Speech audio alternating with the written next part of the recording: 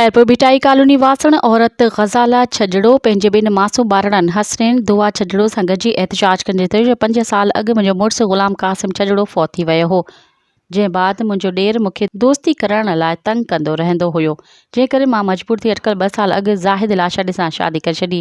जंहिंखां पोइ मुंहिंजो ॾेर ऐं संदसि पुटु मूंखे मुख़्तलिफ़ तरीक़नि सां हिरासा करे तंग करे रहिया आहिनि। मुंहिंजो ॾेर असांजी 1.5 करोड़ जे घर वारी जगह ते ज़बरदस्ती कब्ज़ो करणु चाहे थो। हुन चयो त मुख़ालिफ़ असांखे कूड़नि केसनि में फासाइण, क़त्ल कराइण समेत सख़्त नतीजा भोगण जूं धमकियूं पिया ॾियनि।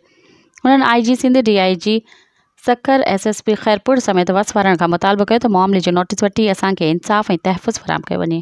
मज़ीद ख़बरनि ऐं तफ़सीलात लाइ विज़िट कयो असांजी वेबसाइट www.awamiNewsHD.com ऐं ॾिसंदा रहो अवामी न्यूज़ HD।